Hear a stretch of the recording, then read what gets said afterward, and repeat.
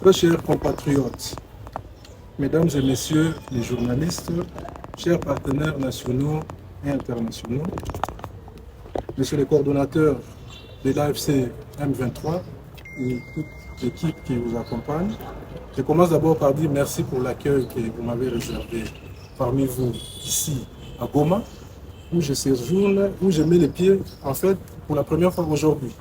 C'est aujourd'hui que je rencontre les coordonnateurs pour la première fois depuis que je suis dans la région il y a quelques jours. Depuis 48 heures, les réseaux sociaux s'enflamment autour d'une rumeur, ma supposée adhésion à l'Alliance Fleuve Congo M23. Je suis venu aujourd'hui pour mettre fin aux spéculations, par respect pour la nation, par respect pour l'opinion et par respect pour la vérité. Mes chers compatriotes, toute ma vie publique a été une lutte contre l'injustice, contre la dictature, contre la mauvaise gouvernance et contre l'humiliation de notre peuple. J'ai œuvré pour le progrès social, l'éveil des consciences et l'encadrement de la jeunesse sans distinction. Ce n'est pas un hasard si, dès 2016, je me suis retrouvé aux côtés du président Félix-Antoine Tshisekedi Tshilombo. J'ai accompagné un combat, consenti des sacrifices et cru sincèrement à l'espérance d'un Congo plus fort, fidèle et à l'idéal, le peuple d'abord. Doctrine de notre père idéologique, feu le docteur Étienne Tshisekedi Wamulongo. En mars 2019, sur instruction du chef de l'État, j'ai servi la République comme coordonnateur du mécanisme national de suivi des accords cadres, de l'accord cadre d'Addis Abeba pour la paix, la sécurité et la coopération entre la RDC et la région, avec une mission prioritaire, contribuer à la stabilisation et à la paix à l'est du pays. Dans l'exercice de cette mission, j'ai sillonné l'est du pays, dialogué avec des acteurs multiples, consolidé des canaux régionaux et travaillé avec des partenaires internationaux. J'ai visité des groupes armés dans des zones reculées au péril de ma sécurité. J'ai établi des réseaux de confiance avec les services de sécurité et de défense au niveau de toute la sous-région. J'ai vu une vérité simple. Tout le monde était fatigué de la guerre. Et j'ai appris une autre vérité. La paix ne se proclame pas, elle se construit. En 2019, le M23 m'a sollicité pour une reddition volontaire. À condition de garantir 2019, j'ai saisi l'auditeur général des FARDC. Sous mon impulsion, les FRPI en Ituri ont déposé les armes et se sont rendus en cantonnement. Plus tard, faute de suivi et d'un programme DDR crédible, ils sont retournés dans la forêt. J'ai donc proposé la mise en place du programme PDDRCS pour encadrer réellement les rendus. Mes chers compatriotes, il faut rappeler ici que les M23 étaient divisés en deux factions depuis 2013. La faction Runiga, basée au Rwanda, et la faction Makenga, Bisimwa, basée en Ouganda, avec Bertrand Bisimwa comme président politique. La faction Runiga, basée au Rwanda, était désarmée, cantonnée et bien identifiée dans un camp de réfugiés.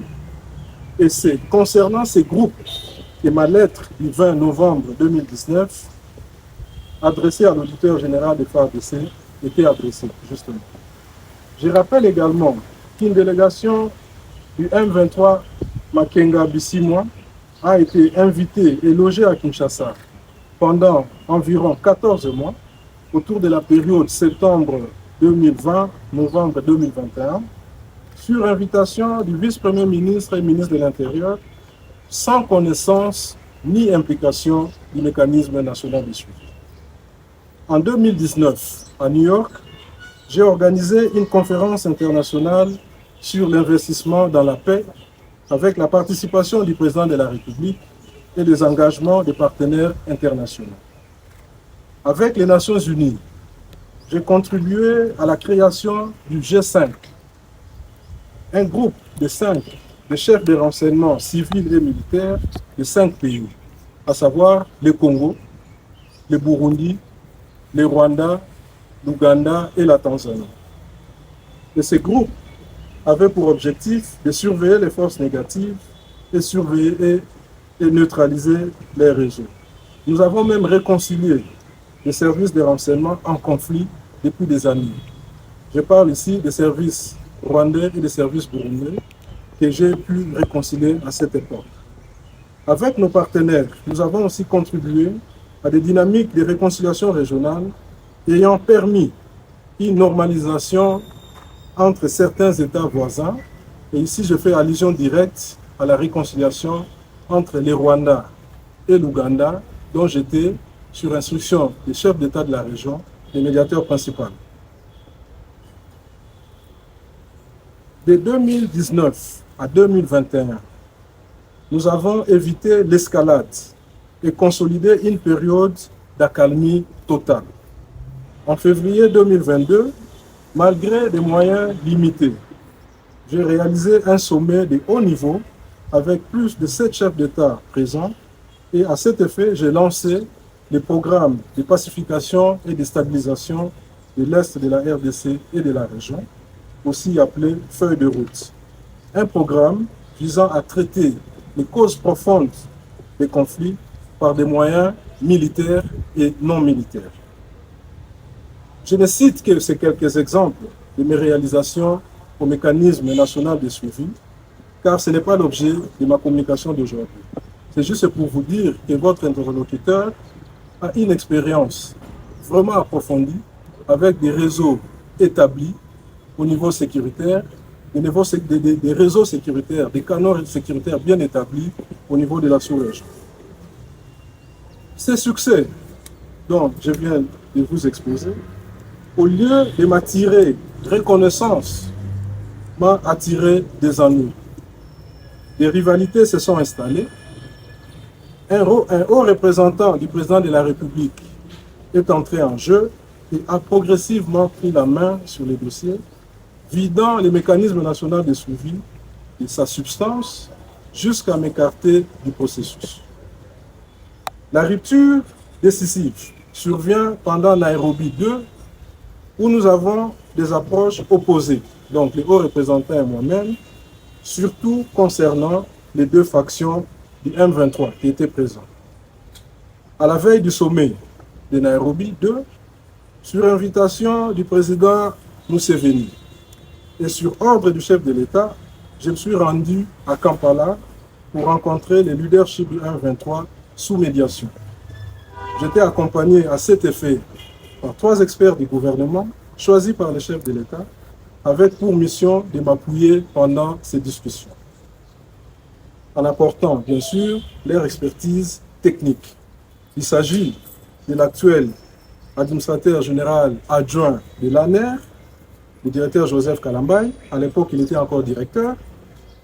Il y avait un expert militaire, chef de département renseignement militaire, le général John Sinabaouma, et puis mon assistant principal, le professeur Martin Ziakwa. Nous avions une ligne rouge tracée par le président de la République. Cesser les feux immédiats et retrait de 5 localités. Ensuite, pourra venir le dialogue direct. Je dois mettre une parenthèse en dehors de mon journal, de mon discours. Du côté de M23, il y avait justement le président politique du mouvement, M. Bertrand Bisimwa, qui était accompagné de 3 autres collaborateurs notamment M. Laurence Kanyuka, et c'était une occasion pour moi de les rencontrer aussi. Il y avait M. Bonipa, Benjamin Bonipa, et puis le feu colonel Castro. C'était la délégation qui était en face. Ils étaient à 4, nous étions à 4 également.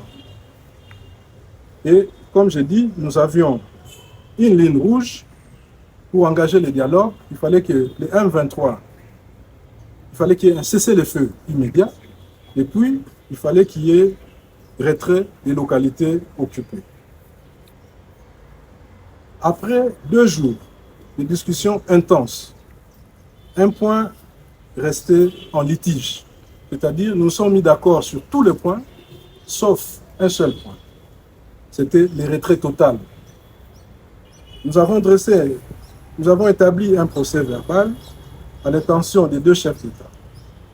Il était convenu qu'une rencontre à Nairobi réglerait ces petits différends. Mais à Nairobi, le président Tshisekedi n'a pu rencontrer les M23 comme convenu, à la grande déception du médiateur, le président Museveni. Ensuite, toujours à Nairobi, le haut représentant a exclu les M23 à Makenga, puis les M23 Roniga, des discussions, dans une atmosphère où les protagonistes centraux étaient écartés. Dans ces conditions, aucune résolution sérieuse ne pouvait en sortir. La méthode privilégiée est devenue celle de la force, sans garantie crédible pour une sortie de crise. De mon côté, à ma qualité de coordonnateur du mécanisme national de suivi, j'ai toujours soutenu une approche diplomatique et négociée. La force n'étant qu'un dernier ressort. Car sans cadre politique et relationnel, la guerre se recycle. Malheureusement, la stratégie du talk and fight a entaché la confiance des partenaires et offert au M23 des arguments pour revenir par la force. C'est le début de l'escalade. Bunagana tombe, puis d'autres villes, puis d'autres territoires, jusqu'à la situation actuelle. Et depuis cette époque, nous allons de processus en processus, de ville en ville, alors que la solution, au fond, est simple.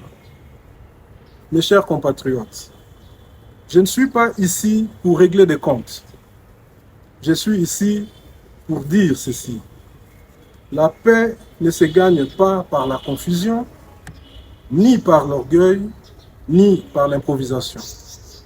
Les élections de 2023 ont été un désastre d'organisation et la gouvernance s'est dégradée. Le peuple d'abord a reculé pendant que la logique de partage et de népotisme s'est imposée. Je ne conteste pas l'élection du président de la République. Il a été élu face à une opposition faible et mal organisée. Mais la suite des élections au niveau législatif, national et provincial, du Sénat et des gouverneurs des provinces a plongé le peuple dans la frustration, la pauvreté et le désespoir. Le pays se dégrade. Absence de services, villes abandonnées, routes inexistantes, Kinshasa défigurée, des taxes sans retour. L'État sous-traite même ses fonctions régaliennes. L'autorité de l'État disparaît. La peur s'installe et dans le désespoir, les extrêmes prospèrent. Mes chers compatriotes, je reviens au cœur du sujet. Est-ce que c'est vrai ou c'est faux? Je n'ai pas quitté le silence pour faire du bruit. Je parle parce que la crise exige du courage politique et un sens élevé de la responsabilité. Voici la vérité. Je n'ai pas encore rejoint l'AFC M23. Je répète, et je le dis calmement, je n'ai pas rejoint l'AFC M23. Je suis un homme libre, je n'obéis ni aux pressions, ni aux calculs. Je n'ai qu'une seule boussole, l'intérêt supérieur du Congo. Je suis à Goma, comme vous constatez. dans une démarche citoyenne et personnelle, à mon initiative, avec mes propres moyens, pour contribuer à une solution, à une crise qui tue. Je suis venu dans une logique de contact, d'écoute et surtout d'offre de services. Je ne suis l'émissaire caché de personne. Je ne suis pas venu négocier un pouvoir. Je suis venu tenter de mettre fin à l'hémorragie parce que j'en ai la capacité et les compétences. Et je le dis clairement, la paix passe par le dialogue, un dialogue sérieux, encadré, responsable et utile, pas un théâtre. Permettez-moi d'insister, dans les conflits durables, la sortie n'est pas seulement militaire, elle est relationnelle. On ne reconstruit pas un pays en brisant toute confiance. La réconciliation n'est ni l'oubli, ni l'impunité, ni la faiblesse. C'est une stratégie. Dire la vérité, reconnaître les torts, rétablir la confiance, garantir la sécurité, poser des engagements vérifiables et réintégrer la nation dans l'unité. Mes chers compatriotes, gardez votre calme, refusez la haine, refusez la manipulation. La République ne se construit pas sur les rumeurs ni les humeurs. Elle se construit sur la vérité et le sens du devoir. Aux partis en conflit, l'histoire jugera chacun. À nos partenaires, le Congo veut une paix réaliste, équilibrée, garantie, qui protège la souveraineté et la dignité nationale. En conclusion, je vais encore le dire, je suis venu consulter, je n'ai trahi personne, je n'ai qu'un seul camp, le Congo. Si le coordonnateur et son équipe acceptent mon offre, parce que je leur ai fait une offre, si le coordonnateur accepte mon offre et me propose une formule de collaboration, je l'évaluerai. L'essentiel n'est pas d'être à Goma ou à Kinshasa, l'essentiel est une solution définitive et durable. Je suis prêt à m'impliquer pleinement car la paix n'a pas de prix. Après le dialogue dont nous envisageons et la réconciliation nationale, nous devons nous préparer, nous devons réparer plutôt nos relations avec nos voisins pour restaurer l'équilibre et le bon vivre ensemble dans la sous-région. Et tous ceux qui veulent contribuer sérieusement à la paix puissent me rejoindre. Si cette initiative échoue, si l'AFC, les coordonnateurs, son équipe rejettent mon offre, je sais que le plus fort gagnera la guerre et le perdant portera le poids historique de la responsabilité. Je reste disponible pour vos questions. Je suis au service du Congo, sur ma terre natale, au Congo, à Goma. Et je dois dire ici que je suis très content de remettre les pieds au Congo. Après une année, ça fait presque une année que je suis en dehors du pays, en exil technique. C'est la première fois dans une année que je remette mes pieds au Congo. Et je suis très content que ce soit par Goma, une ville pour laquelle j'ai beaucoup d'admiration. Et je suis très content que la première autorité à me recevoir, c'est le coordonnateur et son équipe. Je suis prêt à servir mon pays partout et en toute capacité. Vive la République, vive le Congo, vive la paix. Je vous remercie. Merci, on va passer aux questions avec Ghost. Ok, vous êtes un homme libre, comme vous venez de le dire. Est-ce que vous avez rompu contact avec le président Tshisekedi? Parce que récemment, vous venez encore d'affirmer que vous êtes en exil technique. On vous connaît comme membre de l'Union sacrée, membre d'un regroupement politique de l'Union sacrée, ancien ambassadeur itinérant du président Tshisekedi. Aujourd'hui, nous pouvons vous qualifier comme opposant à Tshisekedi, allié à l'AFC M23. C'est une très bonne question, M. Wemby, et heureux d'être en face de vous. Je vous lis très souvent vos tweets, c'est très intéressant. Vous savez, quand vous êtes dans la position où je suis, et cette position, c'est une position qui est à la recherche de la solution. C'est-à-dire, c'est une position où, si vous mettez le pays, c'est une solution où nous sommes tous les fils du pays. Il n'y a pas des ennemis, il n'y a pas des opposants, il n'y a que des frères qui sont en désagrément. avec le président, c'est vrai qu'il y a un écart qui s'est créé, un écart naturel, peut-être pas naturel, mais il y a un écart profond qui s'est créé. Et je suis là où je suis, je vois toutes les capacités, toutes les compétences, tous les contacts, toutes les informations à ma disposition qui peut aider à avancer les processus. Et si ce n'est pas utilisé, quelqu'un d'autre va l'utiliser.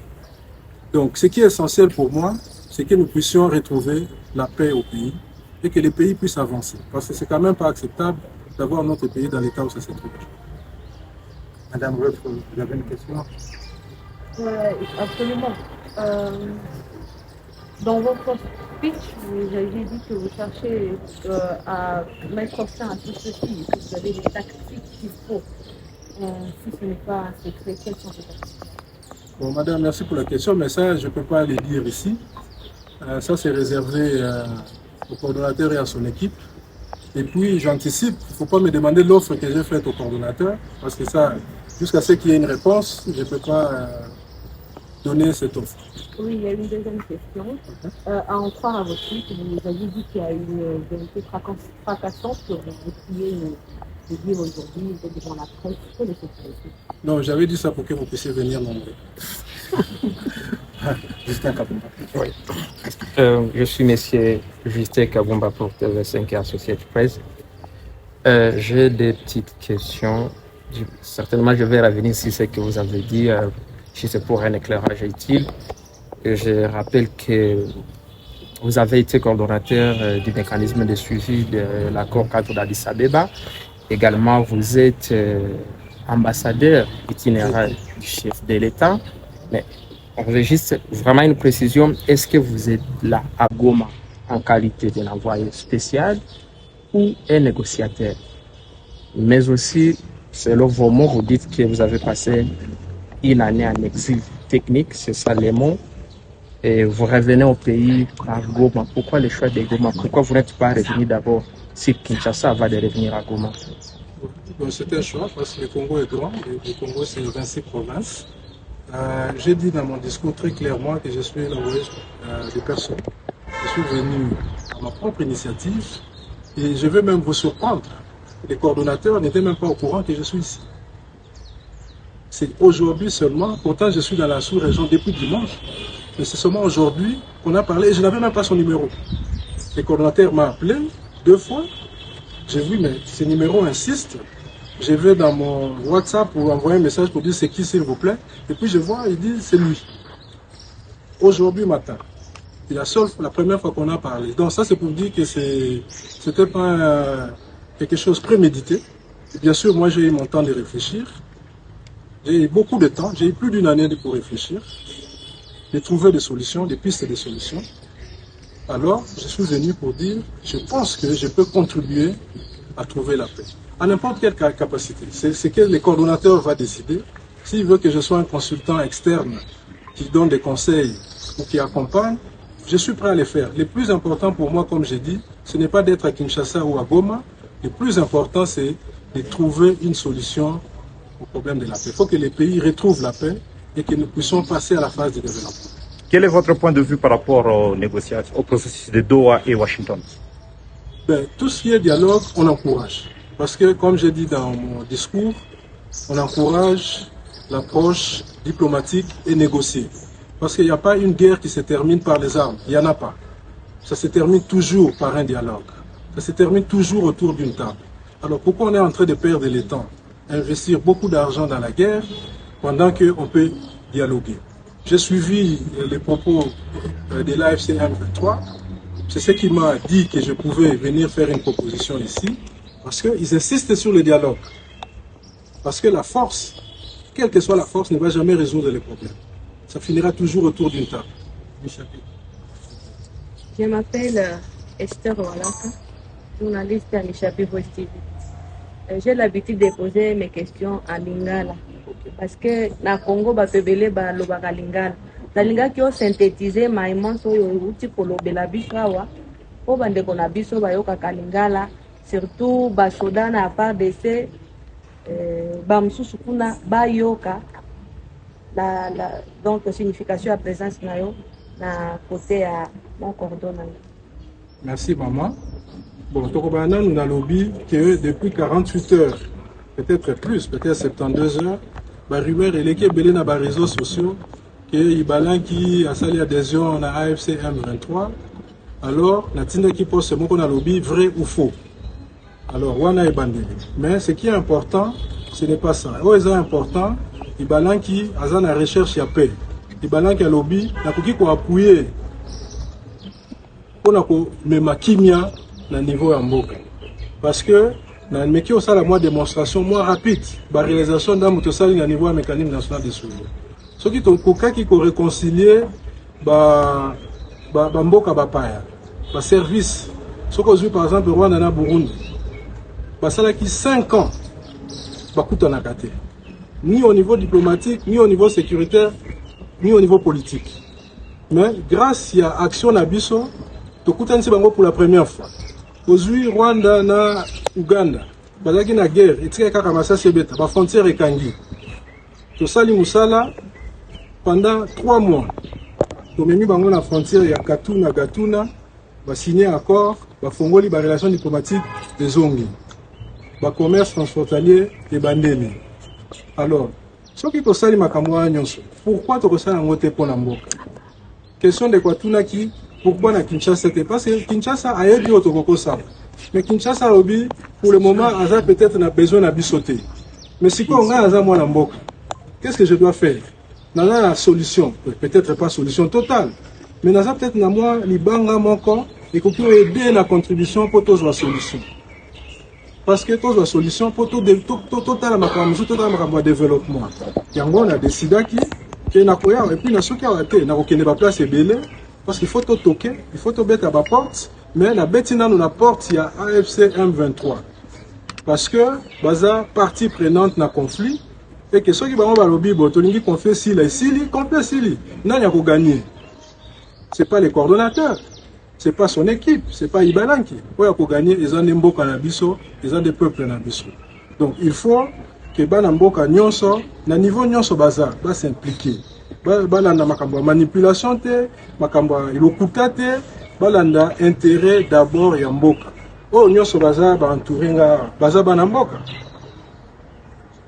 Est-ce que baza content baza la boende baza na kati ya mboka na bango? Non, tout le monde a vivre na mboka né en paix en développement a kende place alingi okende asala o alingi asala. Alors mais pourquoi toujours la solution te? Parce que nous sommes balingi non to bundaka et comme économie de guerre, Batouming ici, babengi dialogue, babito sala dialogue, to dialoguer, to solo là. Lenge coutume na biso esengeli.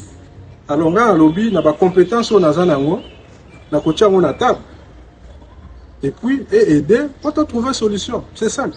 C'est vraiment simple. Si on coordonnateur a bien qu'on fasse na biso à un moment pour travailler to luka solution na quoi refanda. Si on a bien notre besoin de musique de temps en temps to bengo na rosala oh ya lobby sala. Mais nga na lobby na devant bana mboka nyonso il faut tous la solution na problème tous abatu.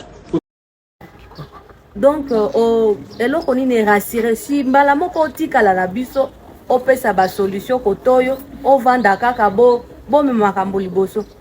Depuis na soina coordinateur ala singa penda côté na éviter na ofanda wa puis na ndakune bon mais mama problème a kozonga mboka eza problème te eza problème pe eza problème te mais oh, c'est important. Le problème est pour les cabissos, c'est un problème en boca, c'est un problème à Mabélé. Malvika. Oui, c'est Malvika, journaliste indépendant. Juste une question. Qu'est-ce que vous avez perdu chez Tshisekedi et qu'est-ce que vous allez gagner chez l'AFC M23? Merci. Mais il ne s'agit pas de moi. Il ne s'agit pas de Ibalanki, qu'est-ce qu'Ibalanki a perdu, qu'est-ce qu'Ibalanki a gagné, qu'est-ce qu'Ibalanki va gagner. Comme j'ai dit, je ne suis pas venu chercher un pouvoir. Je ne suis pas venu chercher un travail. Je suis venu apporter une pierre pour trouver une solution. C'est ce que j'apporte. Les gains, ça sera commun. Les gains, ça sera une cause commune. Ça sera pour tout le monde. C'est tout le monde qui va bénéficier. Parce qu'il faut qu'on termine ces problèmes pour le bénéfice de tout le monde. Certains voient votre... Oh, je m'excuse, je suis Pamela Grasse. Certains voient votre défection comme une trahison ou une traîtrise de là où vous venez. Tandis que d'autres pourraient se méfier de vous, craignant que vous soyez une top. Comment répondez-vous à ces deux perceptions. Oui, c'est normal, Madame Grace. Aussi heureux de vous rencontrer. Je ne vous ai pas reconnu. Je vous suis aussi très religieusement. Merci beaucoup. Depuis un temps. Et j'apprécie vos efforts et votre manière de communiquer. Merci beaucoup. Alors, c'est normal. C'est une position qui est très difficile et très délicate. Mais moi, je suis habitué à ça. J'ai fait 4 ans, presque 4 ans et demi, comme coordonnateur du mécanisme national de suivi, où je devais à tout moment traiter avec des partis opposés. Donc, d'un côté, il y a les gouvernements dont je suis issu. De l'autre côté, il y a les groupes armés. Nous en avons plus de 130. De l'autre côté, il y a les partenaires régionaux. Alors, je me suis retrouvé au milieu. Le rôle du coordonnateur du mécanisme national de suivi, c'est d'assurer le suivi et la mise en œuvre. Donc, c'est-à-dire, c'est un arbitre. Donc, j'ai appris à vivre dans la peau d'un arbitre. Et un arbitre, on l'accuse toujours. On l'accuse. J'ai subi beaucoup d'attaques, beaucoup d'insultes, parce qu'on disait « Ah, c'est toi qui avais demandé l'arrêt, qu'on stoppe avec la poursuite contre les membres des M23. » Mais je suis dans mon rôle. Aujourd'hui, il y a des agréments des Doha, par exemple, la libération des prisonniers. Alors, qui doit assurer les suivis? Quelqu'un doit assurer les suivis. Et cette personne peut être désignée par le gouvernement de Kinshasa. Mais cette personne doit avoir le courage d'écrire à qui de droit pour dire libérer les prisonniers. Est-ce que c'est cette personne qui va porter la croix de cette libération? Mais moi, on m'a fait porter la croix. On m'a fait porter la croix pendant très longtemps. On m'a accusé d'être ami ou partenaire des M23. Je n'ai jamais été. J'étais dans le rôle d'un arbitre. Les autres ont dit Ibalanki est pro-Rwanda. Les autres, il est pro-Ougandais. Les autres, il est pro-Burundi. Mais je suis resté calme et serein parce que ce qui est important, c'est le travail à accomplir. En tant qu'arbitre, on va toujours vous accuser. Si on siffle penalty, on dira ah, voilà, il a donné un penalty, il est contre nous. Si tu dis oh non, ça devait être un but. Mais quand on est arbitre, on doit assumer ses rôles. Et aujourd'hui, dans ma nouvelle vie que je voudrais commencer, je suis prêt à subir ces attaques. Parce que ce qui est plus important, ce n'est pas moi, mais c'est les résultats. Quand on aura les résultats, croyez-moi, tout le monde va applaudir. Tout le monde va applaudir. Et je peux vous dire, sans risque d'être contredit, si le coordonnateur Nanga arrivait à Kinshasa et qui devenait président de la République, tout le monde qui insulte, tout le monde qui parle, je commence d'abord avec les politiciens, ils vont pléger leur allégeance à lui. Et ils vont être zélés, ils vont même chanter, ils vont même dire « Bienvenue, monsieur le libérateur ». C'est de l'hypocrisie. Il faut être juste, il faut être réel, il faut être ce qu'on est. C'est ça. Donc voilà. Donc je suis prêt à subir. Voilà. Les Congolais attendent de cette victoire. Quelle valeur ajoutée pourriez-vous apporter à l'AFCM 23 au cas où le coordonnateur accepte votre demande? Ça, Madame Grace, je réserve ça d'abord. Le coordonnateur ne m'a pas encore répondu, donc je ne peux pas dire. Ma question s'adresse à lui. Aujourd'hui ou demain ou après-demain, ou le mois prochain, quand ça lui plaira de me répondre, à ce moment-là, vous saurez, bien naturellement. Merci. Mais ce qui est plus important, ça concerne une contribution pour la paix. Merci beaucoup. Je suis pas... Ça m'a fait des Merci beaucoup. Ok, merci bien.